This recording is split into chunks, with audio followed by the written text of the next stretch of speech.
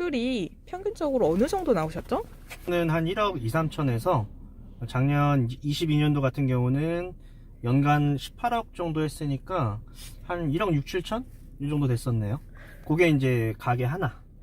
그 매출을 달성하기까지 기간이 어느 정도 소요되셨어요? 1 정도 걸렸던 것 같아요.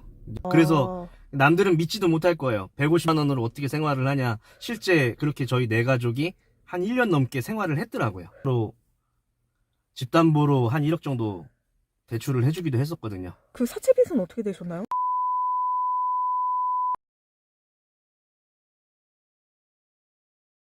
안녕하세요 사장님, 소개 좀 부탁드릴게요. 저는 기존의 프랜차이즈 대표였고요. 한 100억대 정도 매출을 올리던 김동욱이라고 합니다. 지금 미팅이 좀 있어갖고 넘어가는 중이에요.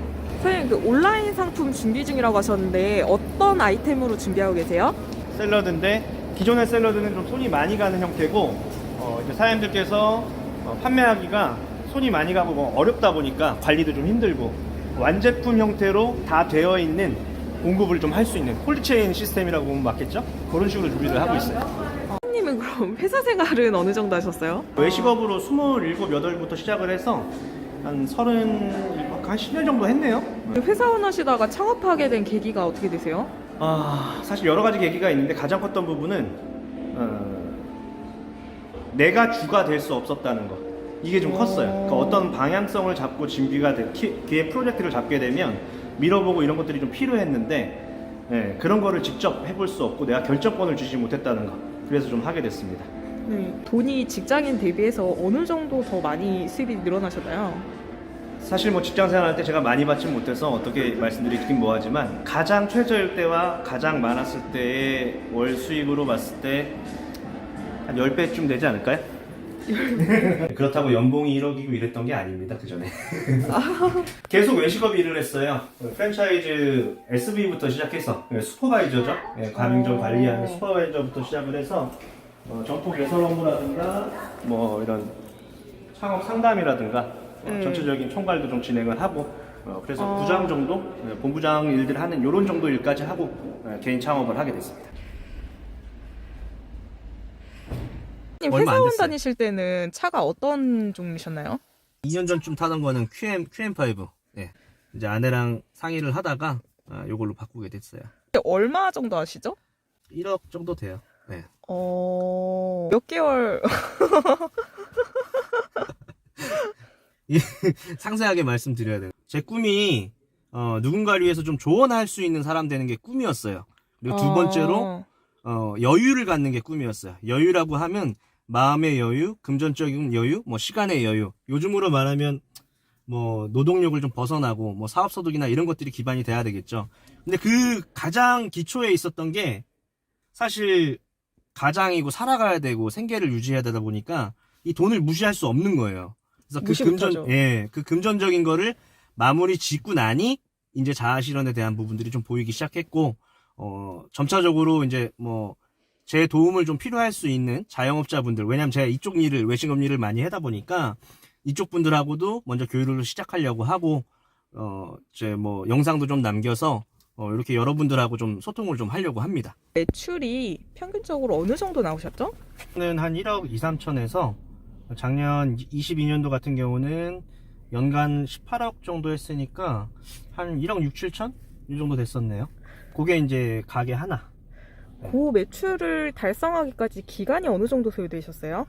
이것저것 해갖고 매출을 1억을 찍느냐, 단일로 1억을 찍느냐, 이게 중요한데 주구로 한 거는 주구로는 한 3개월 정도 걸렸던 것 같아요. 그 배달 창업을 예. 많이 하시잖아요. 소자본으로 할 수 있고 예. 또 이제 상권도 많이 중요하지 않다고 생각을 해서 많이 뛰어드시는데 그럴 수 있죠.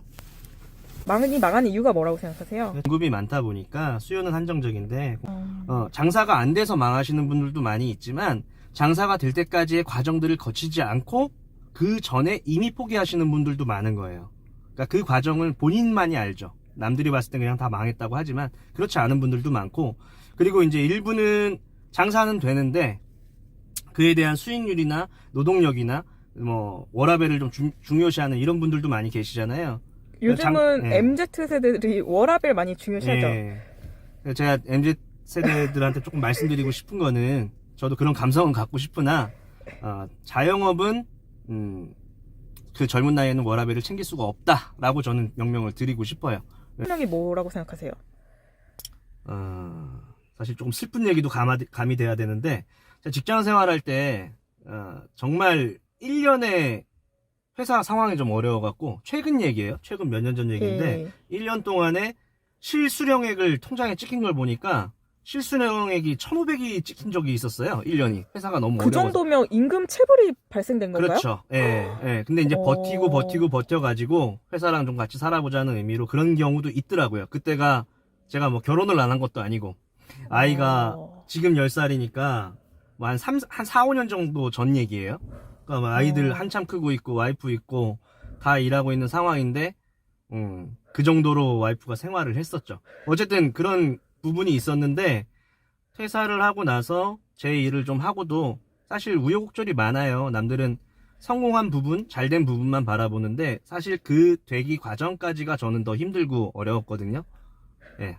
그 정도면 와이프님 수입이 사장님보다 더 높았었겠네요? 그때도 아내가 일을 하고 있진 않았어요.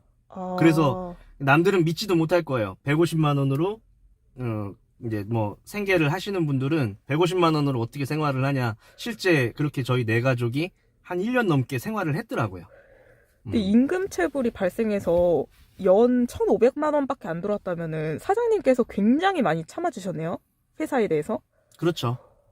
네, 네, 뭐 요즘 직장인 분들은 아마 이해 못 하실 수도 있고. 저라면 네. 당장 때려쳤을 것 같은데. 예, 뭐 여러 가지 문제가 있었습니다. 한 번만 발생하면 당장 때려쳤을 것 같은데 오래 참으셨네요. 예, 제가 좀 그렇게 일을 좀 했어요. 예, 서로 간에 좀 신뢰가 좀 중요하다고 생각하는 사람이고, 예, 그 사람에 대한 신뢰가 있으면 그런 형태가 좀 있었고, 사실 그래서 와이프가 정말로 바지끄댕이 잡고, 예, 막은 적도 있었어요. 사실 제가 회사로 집담보로 한 1억 정도 대출을 해주기도 했었거든요. 사채로. 네? 예, 실제 상황입니다. 그거 실화인가요? 예, 진짜로 그렇게 하셨나요? 예. 그러면 그 사채 빚은 어떻게 되셨나요? 그거는 다 마무리가 됐어요. 근데 그것도 원래 이제 마무리 해줄 기간보다 한 2년 정도 이상 더 걸렸고, 실제 그 임금 체불과 제가 이제 대출 사채든 뭐 이런 쪽 대부업 쪽으로 좀 했던 거, 담보 대출 했던 거에 일부 금액은 아직 못 받은 상태입니다. 예. 그 회사는 외람된 말씀이지만 어떻게 됐나요? 예, 저도 모르겠어요. 그러면 아직 돈을 못 받으신 거네요, 회사에 대해서. 조금 남아있죠. 많이는 아니고, 그때 한 1억, 이것저것 해갖고 임금까지 한 1억 2천 된 거 중에 한 1억 정도는 회수가 됐고, 지금 한 2천 남아있어요. 사채가 예. 이자가 엄청나잖아요. 예. 그것까지 그 회사에서 다 처리해줬나요? 그 기존에는 원래 이제 시작됐던 건 그 이자 부분이나 이런 것들을 월별로 이제 처리해주기로 했었는데, 아까 말씀드린 대로 임금을 못 줄 상황이고 막 이런 상황이어서 제가 개인적으로 또 추가로 맞춰갖고 넣기도 하고 해서 한 그 이후로 원래 얘기한 이후로 한 1년 반, 2년? 2년 정도를 그냥 개인적으로 좀 내다가 그 부분까지 좀 같이 해서 청구하고 뭐 했는데 어쨌든 한 2천 정도 남았습니다. 네. 그 소송을 통해서 받으셔야 되지 않아요? 그러니까 소송을 통할 필요도 없었던 게 강제집행 관련해서 이제 공증이 돼 있었던 상황이라 제가 넣기만 하면 다 받을 수 있는 상황이었는데, 예, 또 그것도 참아주고 뭐 그런 경우가 있었죠. 넣었다가 다시 빼기도 하고. 받아내셔야 될 것 같은데. 내려가 한 2천 정도 남아있는데, 예, 지금 아마 집이 경매 들어간 걸로 알고 있어요. 그렇지 않아도 뭐 그 부분도 이제 한번 가봐야 되는데. 자영업하려면 워라밸 포기해라. 예, 뭐 저는 어쨌든 그걸 이제 넘어서면 가능하긴 한데 거기까지 과정은 일단은 포기하시는 게 개나 맞습니다. 져라. 예, 개나 져라. 사실 갖다 버려야 돼요. 워라밸도 어떤 수준에 도달해야지 챙길 수 있다.